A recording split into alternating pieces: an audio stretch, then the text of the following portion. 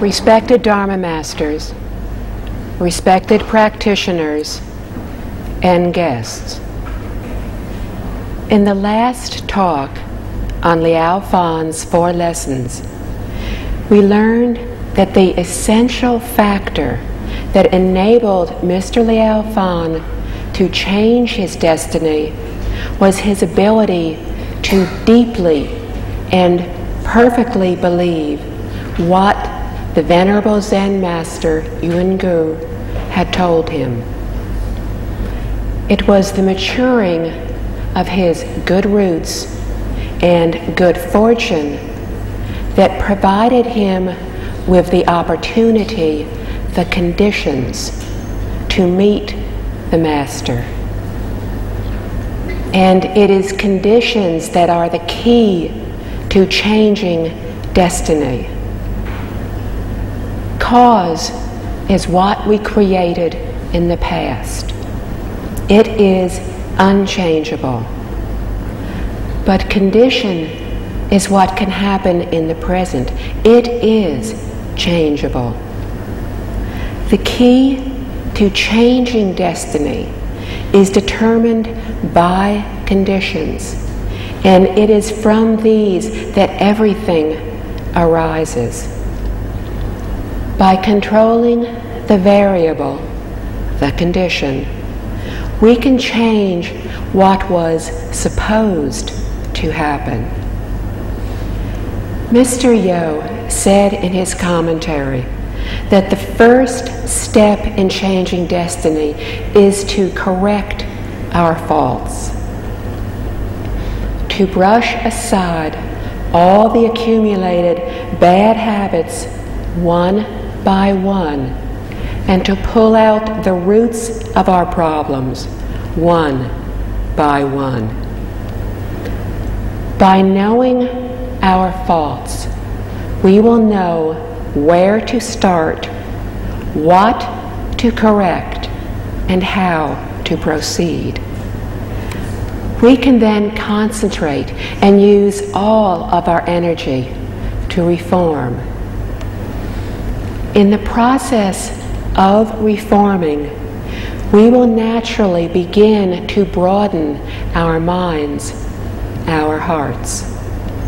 As we broaden our minds, our hearts will become calm and peaceful, and our disposition will naturally become gentle and warm. We will begin to only have thoughts of benefiting others, to only have thoughts that are kind, speech that is soft, and behavior that is caring. There is no point in dwelling on the past, on doubts, and on regrets. There is no point in dwelling on resentment, on anger, on hatred. There is no point in dwelling on anything, for to do so will hinder our cultivation. The Master told Mr. Liao Fan to live as though everything of the past had dissolved yesterday, and all of the future began today. If we could accomplish this, then we would become a person born anew, a person of utmost virtue and sincerity. Mr. Yo told us in his commentary that one who is doubtful when he or she hears kind words of encouragement from sages may even slander them. Thus, they commit the offense of suspicion. Kind words are the teachings of sages of this world and beyond. Later generations were to call them sutras. The sutras tell us of the truths that never change. They surpass time and space.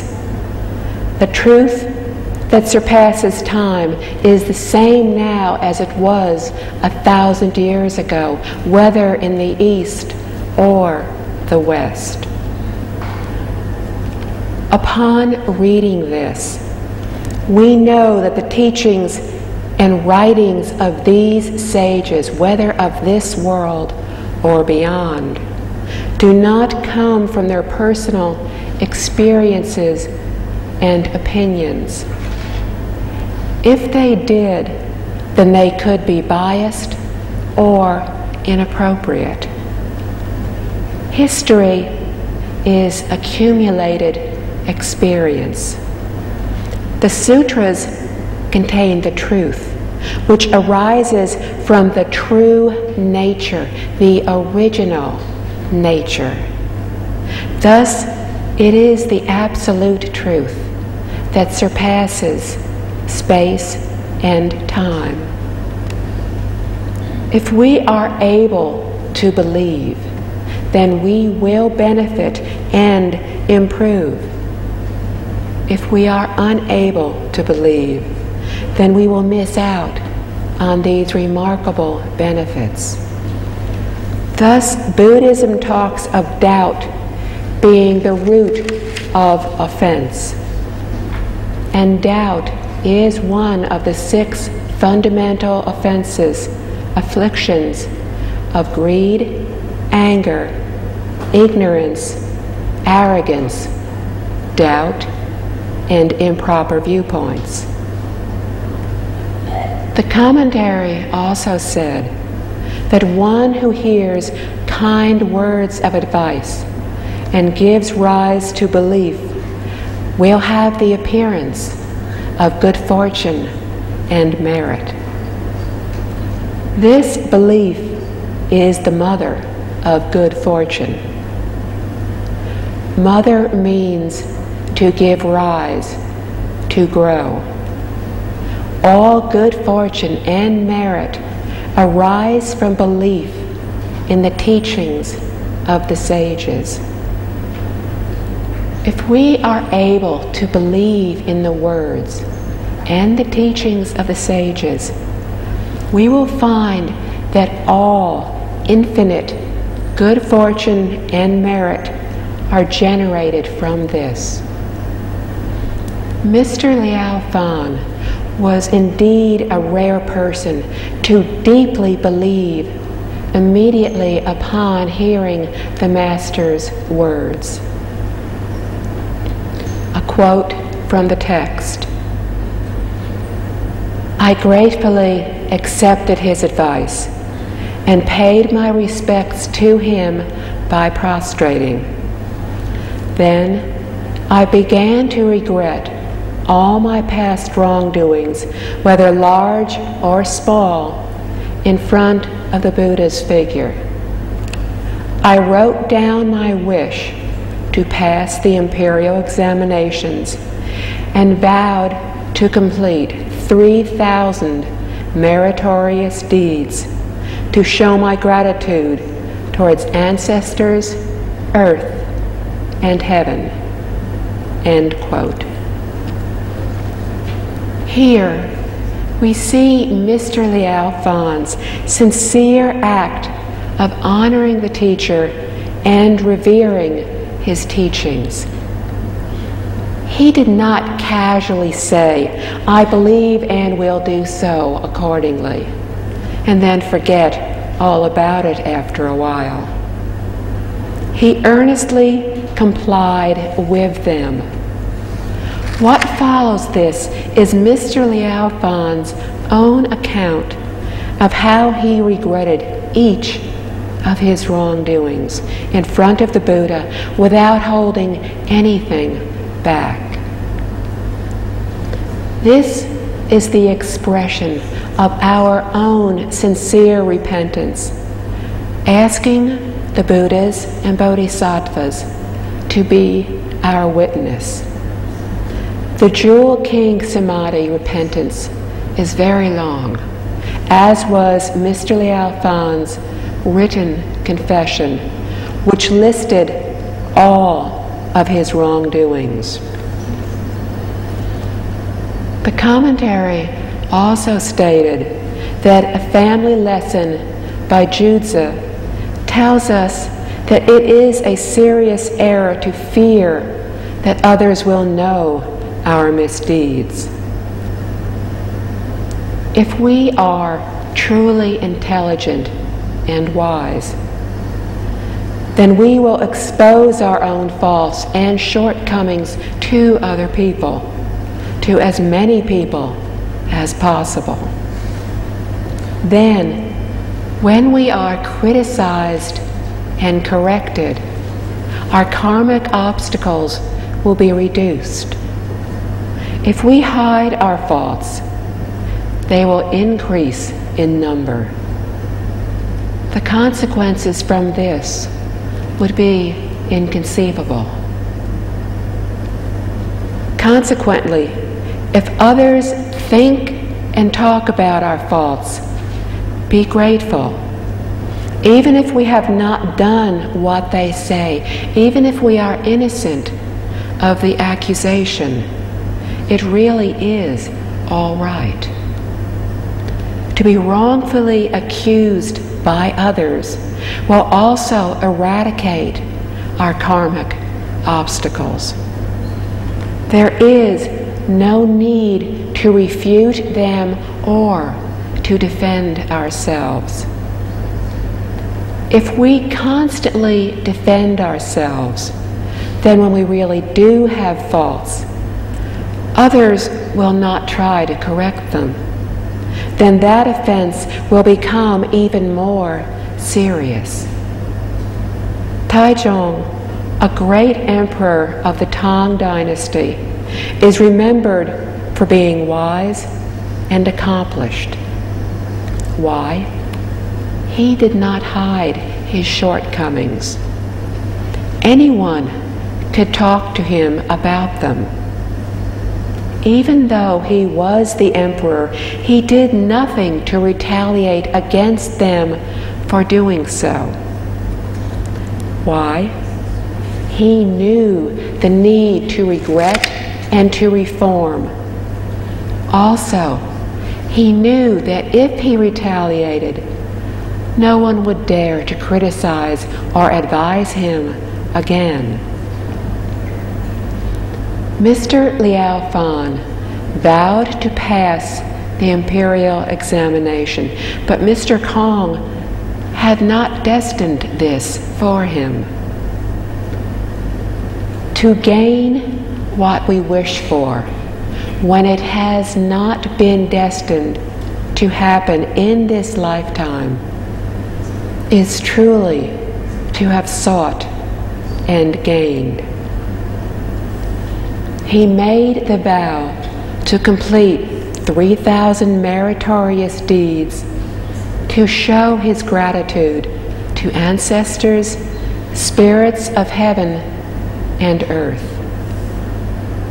From the text. Upon hearing my vow, Master Yungu showed me a chart and taught me how to keep a daily record of all the kind and unkind acts that I did. He told me that bad deeds would neutralize the good ones. End quote. The Master presented Mr. Liao Fan with a merit fault chart.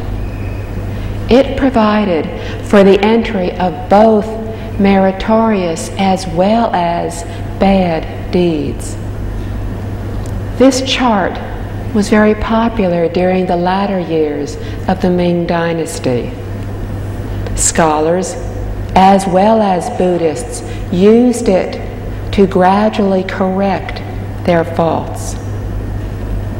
Great Master Lian Qi drew up a merit chart called the Self-Reflection Record, which totally based its standards for good and bad behavior on Buddhism. It was thus especially helpful for Buddhists to use for ending erroneous ways and for cultivating good deeds. There are several versions of merit-fault charts that have been passed down over the years, which may be used for our reference.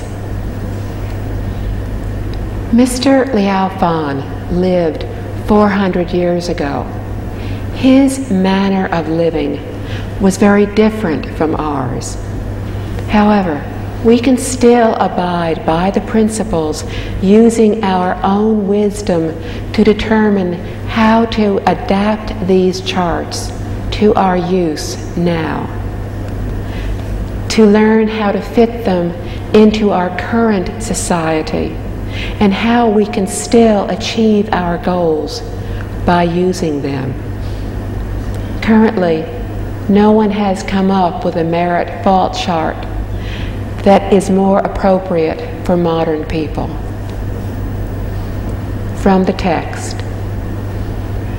The Master also taught me to recite the Junti mantra only with a pure and concentrated mind could what I seek for come true.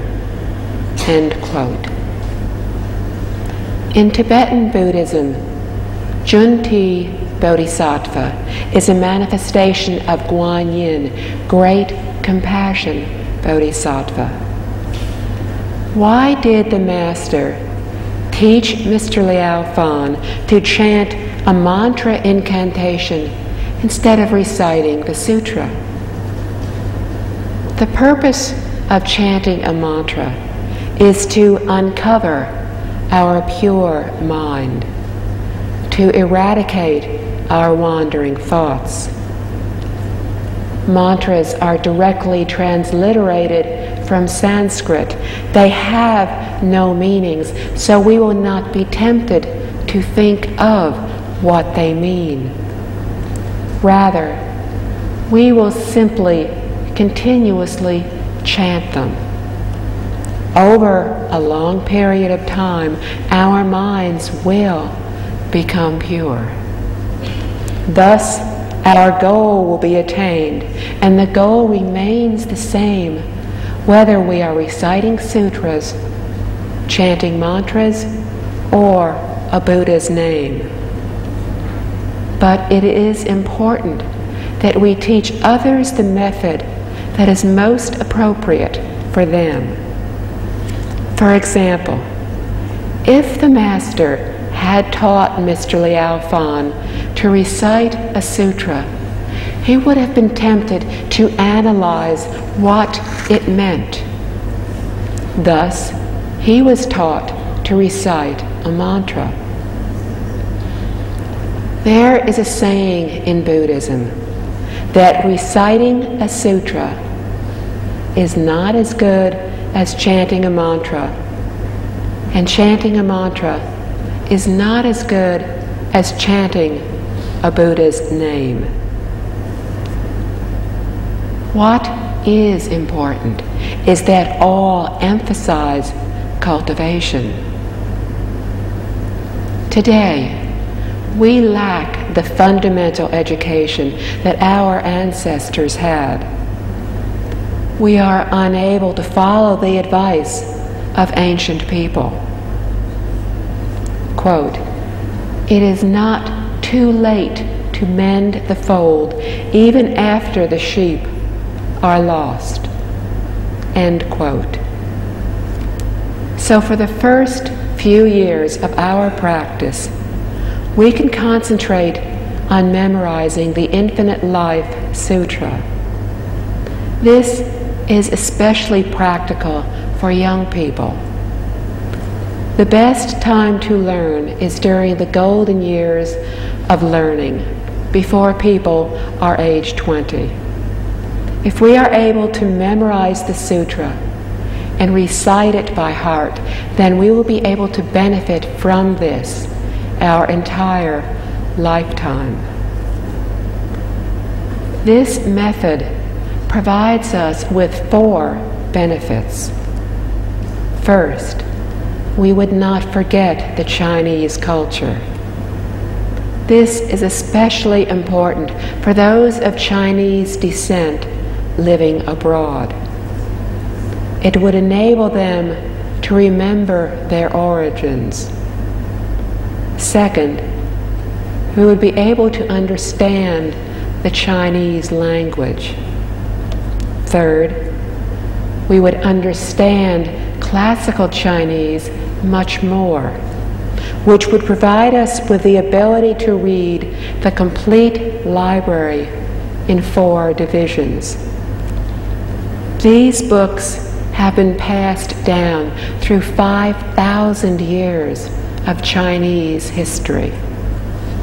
They contain the essence of wisdom and the experience of past sages and virtuous ancients to be absorbed as our own knowledge. Fourth, we would also have the ability to read Buddhist sutras, as they serve as the foundation for our practicing Buddhism. Buddhism is the ultimate perfect wisdom. Thus, reciting sutras by heart is extremely important to our practice. If we are able to end our erroneous ways, practice kind deeds, and cultivate purity of mind, then in due time, whatever we seek will be attained. From the book. Master Yuan Gu explained that it had been said by specialists in drawing talismanic figures that those who are considered experts in the art of drawing charms, but who do not know the right way of doing so, will be laughed at by spirits. The key to drawing charms is purity of mind from start to finish. With this understanding, with the very first stroke, which is called a good beginning. In the process of drawing, one must let go of all wandering thoughts. Do not even give rise to a single thought of goodness. Only under these circumstances can a charm be successful. End quote. Charms are a form of ancient magic in Taoism, similar to mantra chanting in Buddhism. If a supposed expert in the art of drawing charms does not know how to properly draw one, then the spirits would laugh at him or her. There is a secret to this drawing for it to be effective. The key is to not give rise to any thoughts. This same principle applies to chanting mantras. Some people are able to effectively chant mantras. For example, the great compassion water, which is consecrated by the great compassion mantra, in the recitation of such, can be very effective for some, not at all effective for others. Why? The person chanting the mantra did not have a single wandering thought from start to finish. If during the chanting a wandering thought arises, then the mantra would be ineffective. Therefore, the longer the mantra, the more difficult it is to successfully chant it. The Surangama mantra can be extremely effective. However, few people today are able to chant it properly. Why? The vast majority of people today have many wandering thoughts while they are chanting it. And it takes only one wandering thought to render it ineffective. It is the same with sutra recitation. If we recite one round of the Infinite Life Sutra without having any wandering thoughts, it would be outstanding. Without doubt, we would be in connection with all the Buddhas throughout time and space. Therefore, we need to recite the sutra with a mind of purity, equality, sincerity, and respect to form a connection with them. But if we recite the sutra while having wandering thoughts, we will not receive a response. From this, we know that the shorter the mantra, the more effective it can be. And chanting Namo Amitabha is even shorter.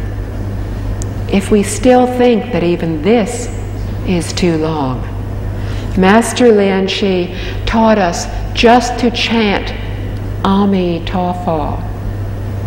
If we chant this with one single thought, then it will be effective. It would be just like sending a telegram to Buddha Amitabha and having him receive it. But if we have wandering thoughts, then Buddha Amitabha will not be able to receive our message, and there will be no response. From the text, the Master continued, "When one prays for and seeks something or tries to change one's fate, it is important that one does so without giving rise to a single thought. In this way, one will easily receive a response." End quote. When we seek something from the Buddhas, Bodhisattvas, spirits of heaven or earth, and we need to do so without having any thoughts or considerations for our seeking to truly be effective. To achieve this, our minds need to be truly pure, without any wandering thoughts. This is the mind of sincerity, purity, and respect. Only when we appeal to the Buddhas and Bodhisattvas, using our mind of utmost sincerity, will we receive what we seek. The same principle applies when people make offerings to ancestors, when they appeal in front of the ancestral plaque. It would be useless to do so with an impure mind. Therefore, in the past, making offerings to ancestors was a momentous occasion. For example, some Chinese who officiated at such a ceremony needed to fast and bathe for 3 days before the religious observation. For these 3 days, this person cultivated a pure mind by shutting themselves in a small room and trying to let go of all attachments. In Buddhism, This is called contemplation, a ceremony honoring the deity or ancestors as if they were present. In doing so, at the time of the ceremony, the spirit of the ancestor will appear. When we pay respect to Buddhas and Bodhisattvas at way places, are they present? Not necessarily present, for the presence of their images does not mean they are there. If the practitioners at the way place, whether ordained or lay people, are sincere and pure in mind, then Buddhas and Bodhisattvas will be there. If they are not pure in mind, then more often or not, there will be some demons impersonating Buddhas and Bodhisattvas. This is explained to us in the Surangama Sutra. From the text,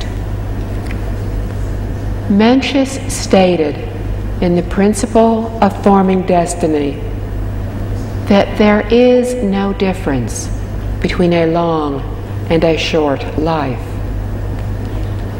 At first glance, one would find this hard to understand. How can long life and short life be the same? In fact, when we do not give rise to thoughts, then there is no duality in long or short life. End quote. Short life and long life are completely different. Why say they are the same?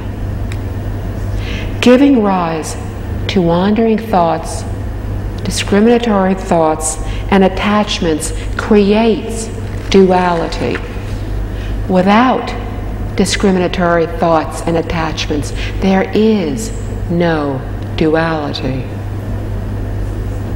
When we do not give rise to thoughts, there is no duality in short or long life. It is evident that only when our mind is pure are we able to see non-duality. Short life and long life do not differ. Nothing in the universe has duality. In Buddhism, this is called entering the state of non-duality. As explained in the speech of Vesali Sutra, the state of duality is called one mind undisturbed in the Pure Land school and one true Dharma world in the Flower Adornment school. It is the state of Buddhahood. Mencius also talked about the state of non-duality. Thus, it becomes evident that this is the state of mind Bodhisattvas attain when they are above the level of ground states. From the text, separately analyze recreating destiny. When there is no duality between wealth and poverty, we will be able to create and form our own destiny. Therefore, it does not matter whether we are presently rich or poor. End quote. We would do well to be content with things as they are, to settle down and get on with our work. If the rich were content to be rich and the poor were content to be poor, then society would be stable, the world would be peaceful, and all would be joyful. What is being joyful? Not having any wandering thoughts, discriminatory thoughts, and attachments. If a beggar were able to understand that his or her current condition was a matter of destiny, then he or she would also be very much at ease, very fortunate and happy. There was a true story that happened in the early part of this century that is an excellent example of this. At that time, there was a beggar living in a village in Jiangsu province who would beg for food during the day. At night, he would sleep in old, deserted temples. In this way, he had a life of ease and joy. Then, his son, due to success in business, became rich and influential. However, the father was still begging for his food. The son found himself being admonished. How can you be such an unfilial son? You have such great wealth, and yet your father is still begging for his food.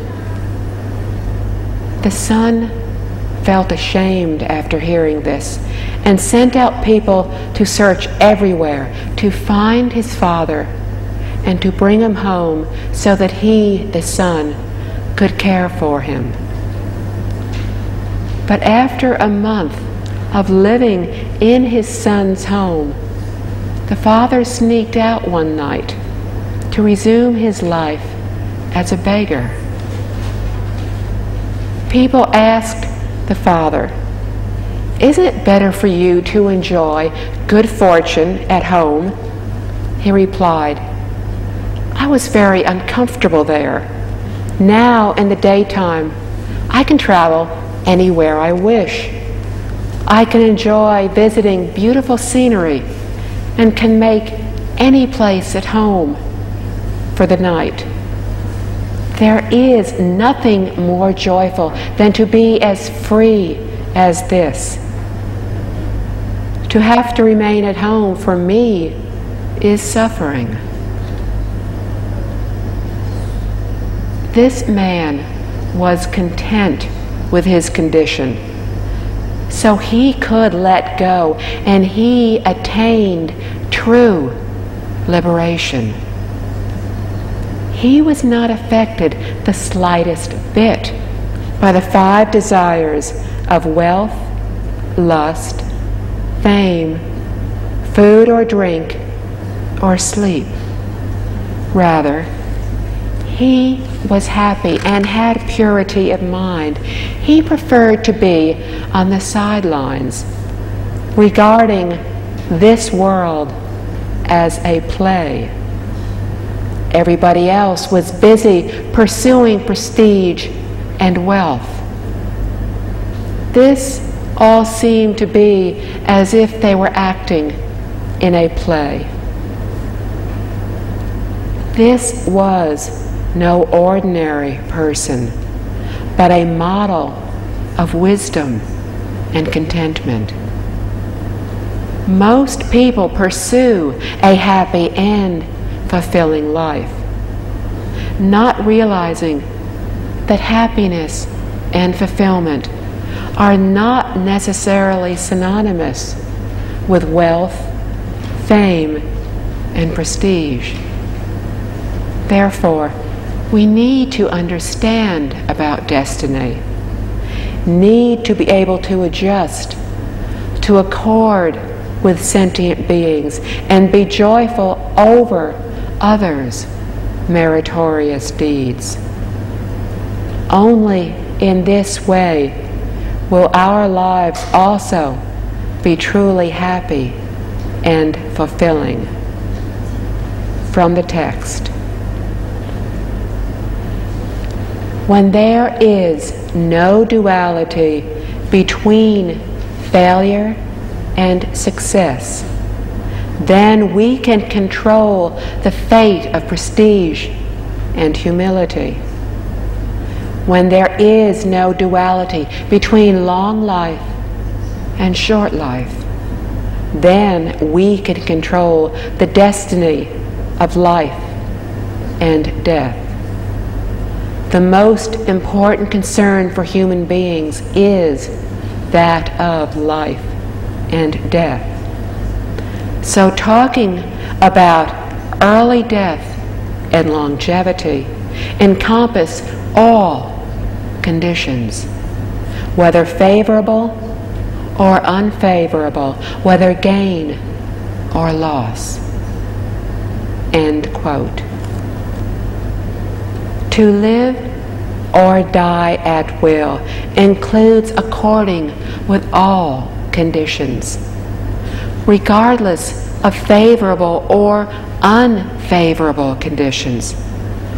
We will be completely at ease. Everything becomes clear and logical. We can have good fortune and attain the great liberation. This is true living. True happiness is not achievable without great knowledge and our actual efforts in practice. We can now see that only an awakened person can settle their mind and thus create their destiny.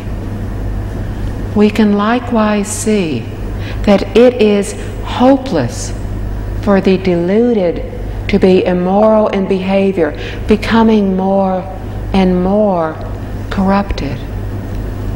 Thus, the Buddha often referred to the deluded as poor, miserable creatures. From the text. We have to wait until our cultivation reaches a certain level, then destiny will change. This depends on the accumulation of merits, on seeking a response from the heavens. When cultivating, one needs to be aware of one's own faults and resolve to correct them, just as in curing an illness. End quote. We cultivate waiting for our destiny to change, to be created. Changing destiny is not something accomplished in a day or two, but over a long period of time. We need to confidently and profoundly strive to improve ourselves. These relate to our own laziness and the need for diligence and awakening. We must be awakened and not deluded, proper and not deviated, to strive diligently for improvement. In time, we will attain the desired effect. Cultivation is correcting the three karmas of improper thoughts, speech, and behavior. We need to correct our improper viewpoints, bad intentions, and improper conduct, to adopt whatever ways are necessary to remedy our faults. From the book. While waiting, we should let go of desiring something that we are not supposed to have, and the thought of wishing to receive a reward." End quote. It is wandering thoughts to strongly hope for an early harvest of reward for our current good deeds. Unfortunately, this kind of thinking can create obstacles. It is said that we should ask only about the reaping, not about the harvest. As long as we are diligent in our cultivation, the harvest will naturally follow. Why bother to seek it every day? This teaches us the true way of cultivation, of not seeking for anything. We only need to concentrate on ending our improper ways and cultivating kind deeds. Then, in the end, we will attain whatever we desire. There is no need to seek, for everything will be attained. If we are seeking, then what we can attain will be limited. Why? Because when we do not seek, we attain everything. Everything is a manifestation of our virtuous nature. In correspondence with our virtuous nature, thus, when we do not seek, everything can be attained. When we seek, then cultivation of virtue is not in correspondence with our virtuous nature, thus limiting what we will attain. Actually, what Mr. Liao attained was cultivation of virtue. It was not yet virtuous nature, because he still sought. First, he sought scholarly honor and imperial appointments. Then he sought children. Whatever he sought, he did attain. If he did not have one thought of a request, if he solely cultivated and accumulated virtue, then everything would have turned out perfectly. He did not seek longevity, and yet he lived longer than was destined. He was only supposed to live to the age of 53, but instead he lived to age 74. We need to seek our requesting and affinity seeking.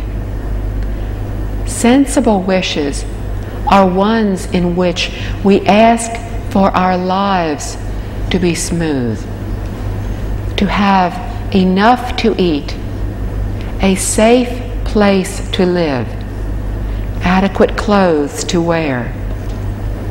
It would be enough to live comfortably in a small house with minimal expenses and to have a simple life. But most people want luxuries and want to impress others, not knowing the price they have to pay for these extravagances. They lose more than they gain. But if instead we share our good fortune with others, then our good fortune will become the accumulation of merit. If we cultivate and accumulate enough merit to last for 100 generations, then our descendants will have inexhaustible enjoyments. If we were truly intelligent and wise people, we would share our excessive good fortune with others. Therefore, we need to be patient. Why seek for the early arrival of good fortune when it will come in good time? From the text. It would be quite an accomplishment in achieving these teachings to be able to reach the innate state of no thought. It is the actual learning and practice of wisdom. Master Yuangu told me, I know that you are still unable to accomplish the state of no thought, but you can practice reciting the Junti mantra continuously without counting the numbers of recitations and without interruption. In this way, you will be better off. When you reach a higher level of constant mindfulness, you will be able to achieve the level of to not recite when reciting and to recite when not reciting. When the reciting becomes second nature, the mantra will become effective and successful. End quote. Actual learning and practice is true knowledge. Reaching achievement is what Buddhists call returning to the original state. It is to reveal our original self-nature, which is not the state of an ordinary being. This is true happiness. It is to be filled with the Dharma joy, to truly abandon suffering for happiness. It is what awakened people seek. This method, taught by the Master, enables us to practice concurrently the three learnings of self-discipline or abiding brought by the precepts, deep concentration, and wisdom. This type of method is called perfect practice with perfect attainment. The Flower Adornment Sutra explains that one is all is one. To cultivate one method is to cultivate all methods. The essence of the practice is to continuously recite without keeping track of the number of recitations. This is to do so without interruption, without intermingling with other thoughts or other methods. Is there a need to count the recitations? The Master did not tell him to do so, but rather to recite continuously. Many ancient sages required practitioners to start their cultivation by keeping track of the number of recitations. Why? Because, like us, they were lazy and lacked diligence. Thus, it was helpful to have a goal for the practitioner to meet a required number of recitations every day.